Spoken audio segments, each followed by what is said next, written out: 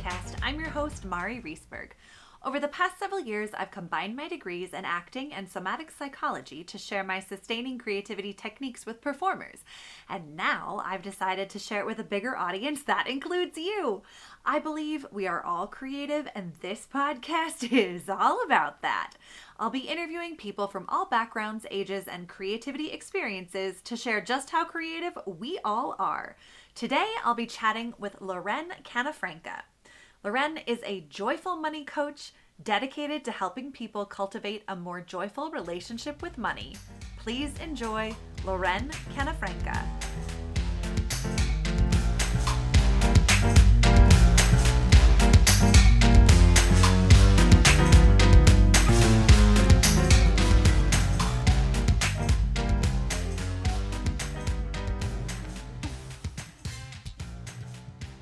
Welcome to the Sustaining Creativity Podcast. I am super excited for our guest today. I am talking to Loren Canafranca. She is a joyful money coach, and I can't wait to have the conversation about creativity and money coaching. Welcome to the podcast. Thank you so much for having me, Mari. I am super excited to talk to you about creativity and this wonderful, joyful money coaching world. I can't wait to hear more about it.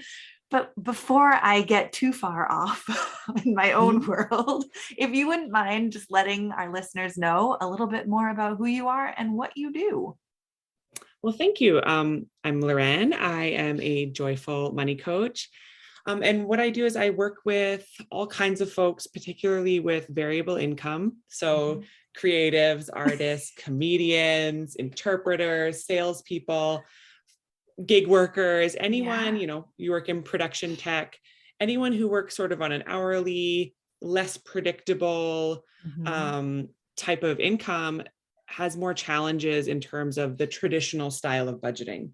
Right. It's a little bit more complex than income minus expenses equals spending, when you can't really forecast forward, it gets a little bit more complex. And so one of the ways I've instilled my creativity is finding a system that works for folks with variable income. And so that's who I like to work with. I love it. And we all need that. I think we forget, people in the gig economy and also in the performing world, how much we still need the quote unquote normal support that other people get. Yeah. And to be able to feel good about making money. And that is the other really big piece. There's the practical nuts and bolts of it. Right. But most of the work that I do is helping artists and creatives feel really comfortable owning their price, owning their day rate, earning money in a capitalist world that we all kind of have feelings about, right. And not conflating capitalism with commerce, right. And knowing that we can have create little micro economies where we sustain each other and replenish each other, and that it doesn't have to be such an extractive or such a draining experience, and that you're worth charging for your work, and your gifts are needed by the world. So we often hold ourselves back, or we're afraid to charge the rate that we should charge, and therefore cannot fulfill ourselves or sustain ourselves in the lives that we want to live so that we can be creative. It sort of has this like dual two-way vibration that we need to honor. Totally. Oh my gosh. As you were talking, I was like, there's so many more questions I have about this. I love it. But I'm so curious if there was one or two things for someone who is, struggling with asking for their worth, like asking for their fee or saying, this is what I charge. What would be like a quick tip for someone around that? I guess a quick tip is thinking about it. It is always a conversation, right? Right. So thinking about, you'll probably relate to this, Mari. I have an exercise that I have people do around changing their price point. And And what I get you to do is sort of just like sit on the ground, create a really safe space for yourself, and practice saying your price. Ooh, so good. Yeah. And if you say the price and there's no flutter, that's just like really safe. Yeah. Try the next level and try the next level. And as soon as there's a number that you can say without totally shaking in your voice, but there's you feel it in your body, there's a little bit of a shift. Yeah. Go to that point. I would never recommend, like triple your price point and just go for it. I think that is a little bit risky in terms of building belief. Yeah. But create some proof of concept by stretching a little bit. And then as soon as you get a yes at that, then all of a sudden there's a little bit more like there's something behind it. It's not just a made up number. I mean, I could give you a million ways for how you should, reverse engineer it. But I think that the first place is being able to say your price out loud, because so many of us are self-employed and have to be the ones who sort of are front facing in our businesses. Yeah. And it's really hard. I remember the first time I had to, quote somebody, I had like gone in, decided it was going to be this amount. And then I just undersold it by a little bit, like by a couple $100. And they said, okay. And I was like, no, I should have just said the number. Right. But it's a learning, right? That the lower number was the one I was supposed to say in that moment. And I think just checking in with your body and seeing, does it feel safe or secure for me to say this number in a way that I can take a risk and know that I'd be okay if I got a no? Yeah.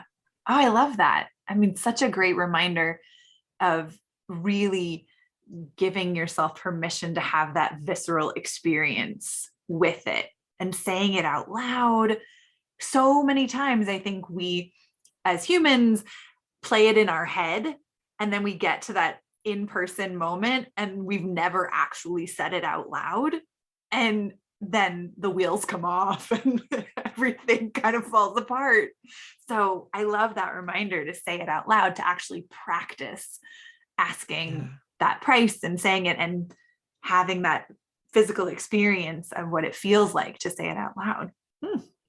And to practice receiving, right? To be able to, when you're in the arts or you're in the helping profession, it is hard to receive because it feels like we're supposed to be doing this noble work. Right. And so attaching money to it feels weird and wrong sometimes. I had this visceral reaction. So the first time I got a tip hand to hand, I handed it straight back.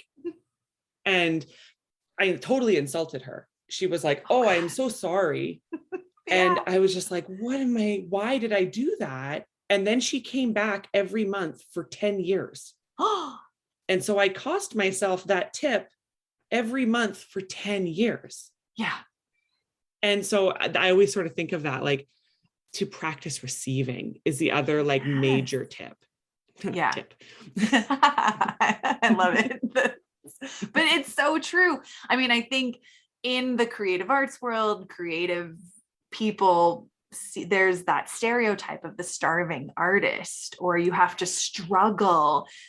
No one has money. Everyone's scrimping and saving. And we're here to tell you that is not reality. You do not have to live that way. You can be creative and have a robust financial life. So you can absolutely be an artist in the middle class. You Beautiful. Can do it. I love that statement. Yes. Right. It is. And you're totally right. I've met lots of artists that identify as, struggling. And then we sort of get inside their books and I realize they out earn me. Oh my gosh. And I go, oh, you're actually a very healthy earner.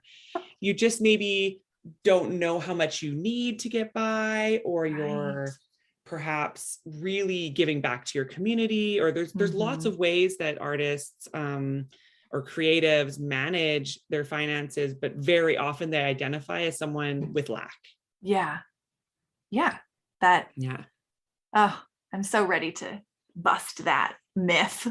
Let's bust it. Yeah. I'm ready to. I just love the scripts that creatives carry around money are always very, very interesting. Yeah. Oh my goodness. The stories you could share, I'm sure. But let's get into some of your creativity and creative experiences. When you think about creativity, what does it mean to you to be creative? For me, creativity is an opportunity to connect to source. Ooh, It is, nice. to me, it's I think I'm lucky in that I can be creative in my work, but primarily my artwork, the work that I do that is creative is, or like the personal stuff that I do that is Yeah. creative is just for me. Yeah. So I have that privilege that there's not quite the added pressure of producing a painting to sell, or, Right. I have ADHD and I pick a new craft or hobby sort of every month. And I so love it. currently it's crochet. Yes. But I've done watercolor and I've sang and I've like created jewelry and I've done all kinds of different hobby arts Yeah. and craft arts and very serious arts, but I treat them as a hobby. Yeah. And so for me, it's an opportunity to just sort of be in my own energy, in my own Hmm. space, allow whatever to flow through me. And it Hmm. is a chance to connect to source and almost meditate in a way. That's so beautiful. And I love hearing that these creative expressions and experiences are like your personal joy and your expression, because that's what sustaining creativity to me is all about. We have to do those private creative experiences and expressions that really are only for us, so that we have that creative juice flowing to then go out and do something else, whether it's innovating a new product or coming up with a new budgeting system, whatever that is, but to fuel our own creativity so we have it available to then gift to the world in different capacities. Yes, absolutely. There has to sort of be both. And I know lots of yoga instructors will do like yoga on Instagram or YouTube, and then they Yeah. have a totally separate personal practice. Yes. And to ensure that they're refilling their creative cup, so to Yeah, speak. absolutely. Well, Mhm. I imagine, having been a massage therapist and working in the world of money coaching now, you working with clients come across challenges that they experience, that you experience. But when you think about challenges or creative challenges, how do you face the creative challenges that arise? Um, I think a lot of creativity is sort of interwoven into all of the problem solving that we do. Mm-hmm. For me, I became a money coach not from my origin story is not, I loved budgeting since I was a little girl. It What? is, It wasn't? I had more of the, oh, you have six figures of debt. Whoops, how'd I get here? Mm-hmm. Entrepreneurial spirit and the belief that it's going to work out got me in a little bit of debt. And the traditional sense, that the left-brained Yeah. analytical tracking softwares just stifled my creativity Mm. and hurt when I really focused on money in the beginning of my journey. And I went into that left brain and I tried to do it the like quote unquote right way. Mm-hmm. It stifled every other part of my creativity. I Mm. couldn't do any of the other things that I liked because I was spending so much time forcing myself into a hemisphere that isn't Mm-hmm. my natural like space to hang out. Yeah. And so through a lot of error and trial, I found I had to sort of summon that creativity to find a way to Mm-hmm. do this that suited me, Mm-hmm. and then even to like start a business. And how do I make financial literacy interesting? Right. Right. Most people don't have or are not really financially literate because it's really dry. Yes. Yeah. So I really try to harness humor and inject humor. And so I really enjoy social media for the opportunity to be like creative and do silly little skits about financial literacy. But there is that challenge of like, okay, now I kind of have to produce something. And so then how do I overcome the challenge of like, I need to create something creative and I need to produce. But now I feel like there's this sort of pressure on me, and then that makes it so much harder. So for me, a lot of it is movement. A lot of it is, going for a run, getting in a hot shower, doing something that is, takes me out of, the desk space and the like blinking cursor, think of a good idea space, and like really letting it come through, listening to podcasts, listening to other people who inspire me and other creative people, and usually allowing your own life to inspire whatever you produce, right? If I have a conversation with a client, that's usually very inspiring and I can produce from that. What were some of the questions they had and how could I help add value or answer that? So I use inspiration from my real life and then a lot of movement. Nice. To take a long way around. I love all of that. No, I mean, I think just hearing how different people navigate challenges can be so helpful when we ourselves get stuck of like, oh, I remember when Loren said, move, get up and move. I'm going to go try that. See what happens. I think those reminders are super important. Yeah. The space to yourself, right? To just get in your own energy and go, oh, okay, what's deep in there? Your brain is like this magnificent computer. You just have to be quiet enough for a second to like, let those thoughts come through, let that wisdom and that spontaneity come through. Yes. Tap into that subconscious space, let it percolate and be a little bit louder than the other parts of our brain that want to control it all. Yes. Definitely. Well, this next question may feel a little out of left field, but I'm so curious. What's your earliest memory of being creative? I think that I have always been creative. But a memory that comes to mind was I remember being maybe about 7 and my mom had this bag of beads.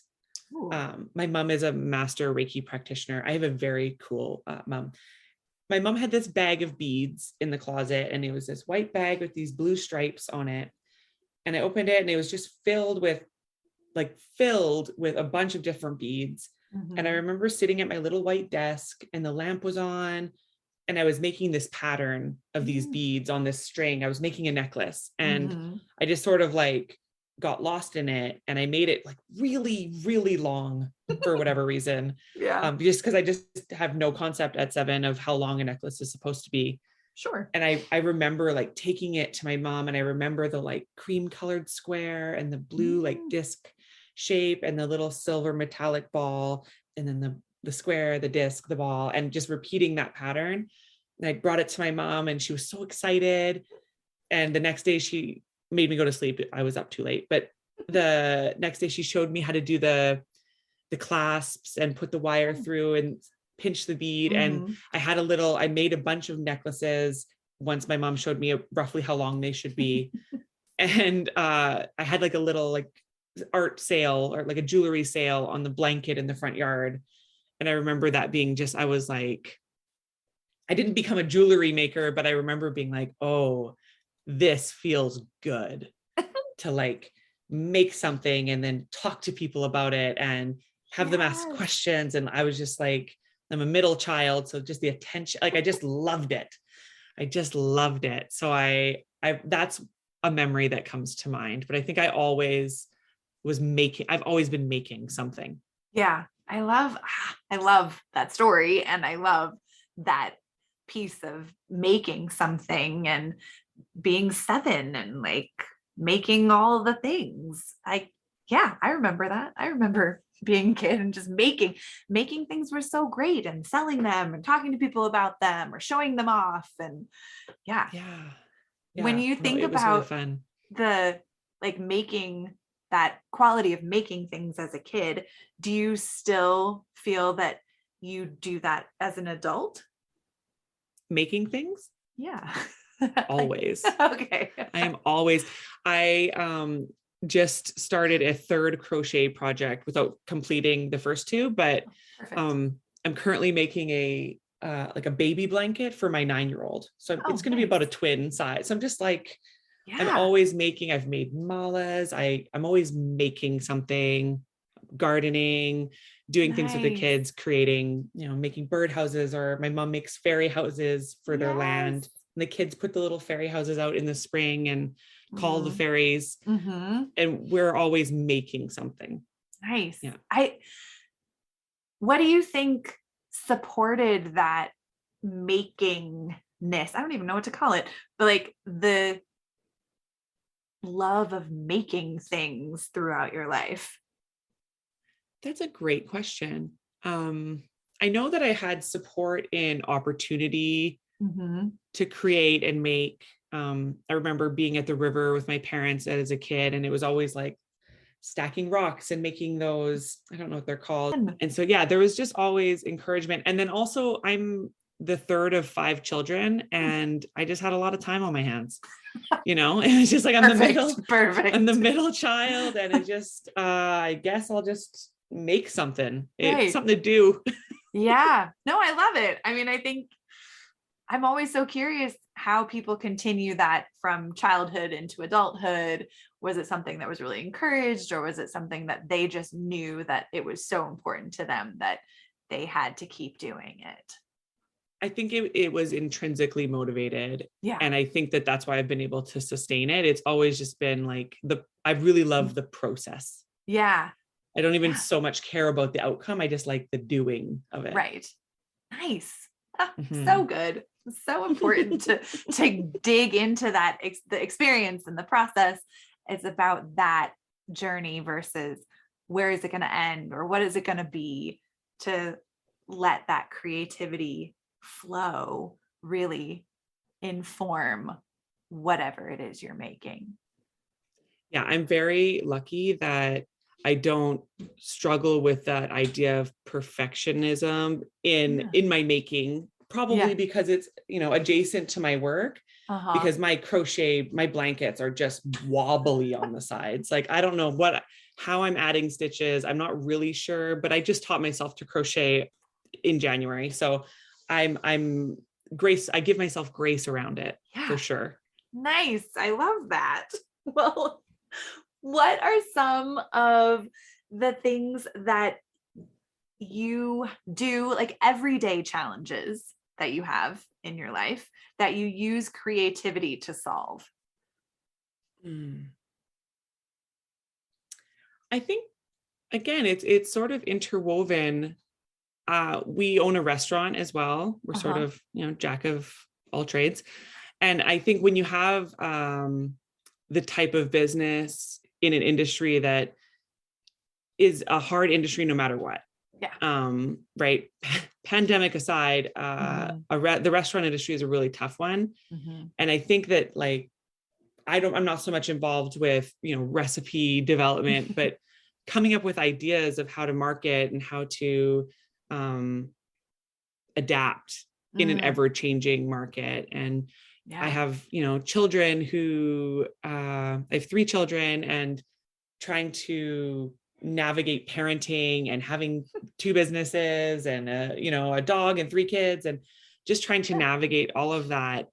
It's really important to us as a family to integrate creativity and joy Mm. so that we Mm. can enjoy each other Yeah. in this really busy time. So I think creativity just sort of is built in. I remember doing, and I still do, but really when my kids were little, doing art invitations. Ooh. The kids would go to sleep at night, and I would like tape a poster board to the wall and put out pastels and just Mhm. leave them.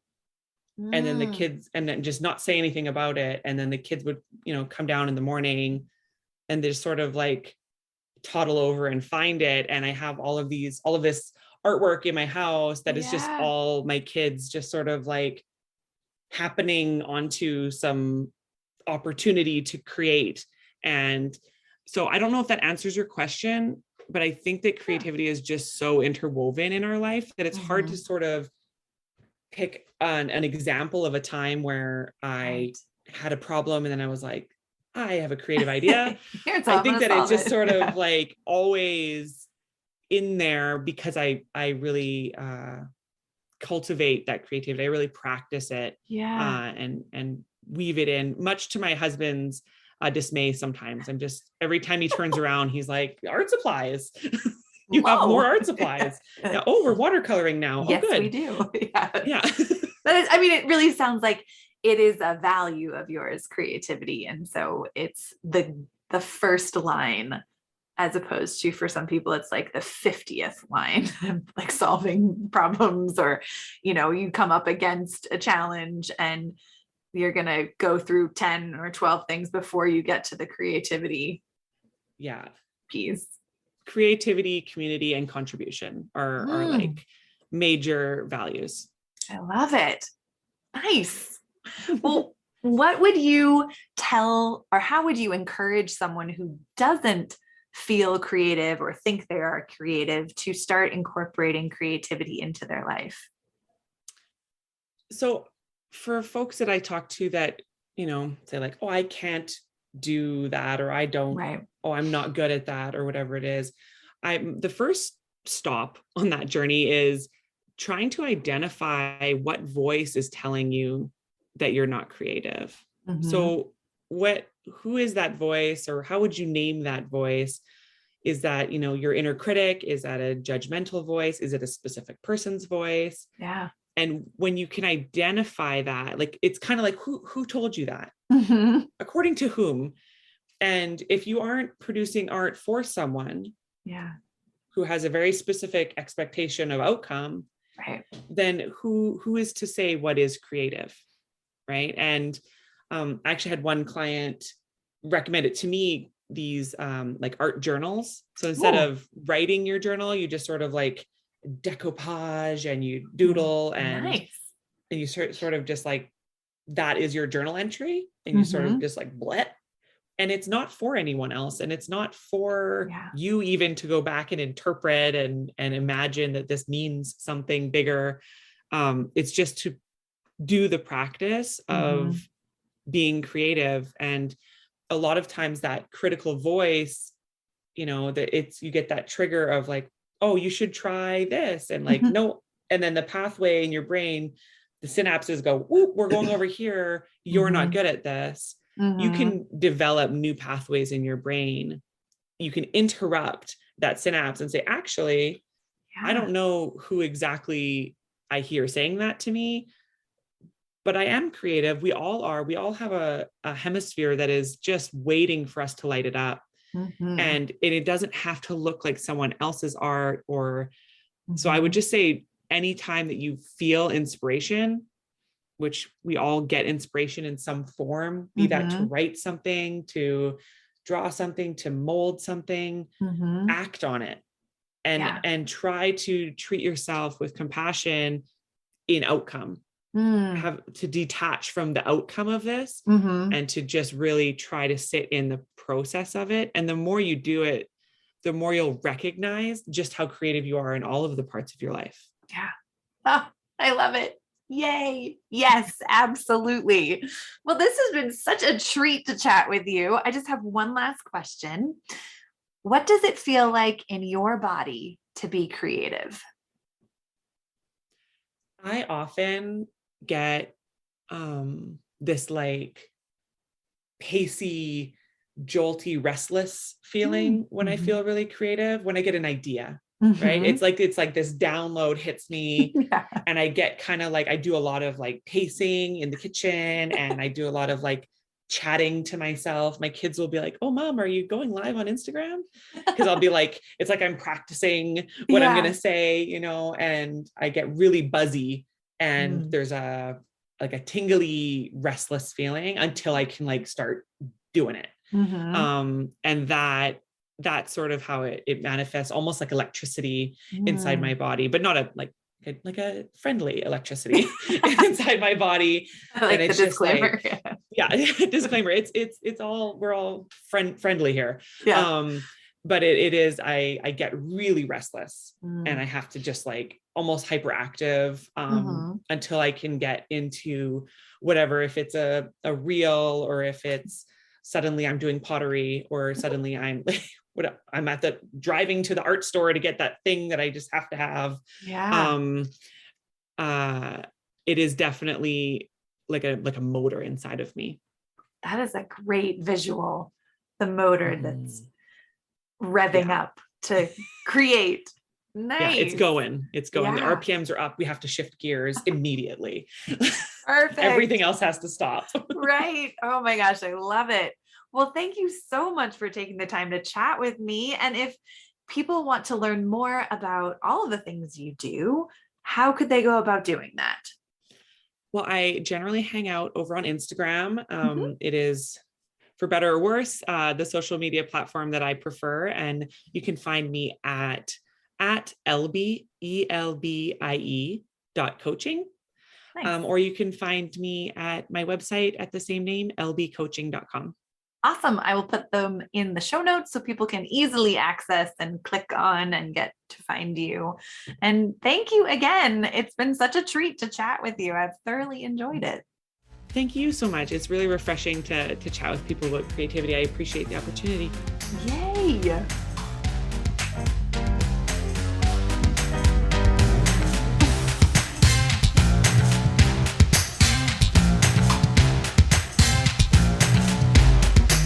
Thanks for listening to the Sustaining Creativity Podcast. We'd love to keep in touch, so follow us on Facebook and Instagram. We are at Sustaining Creativity. Make sure to subscribe to the podcast wherever you listen to podcasts. Tag your friends and family so they can listen too. We love to hear from you, so leave your reviews, comments, and questions. Check out our website, sustainingcreativity.com, for upcoming offerings and creativity coaching. Tune in Tuesdays for our next episode. And remember, with creativity, anything's possible.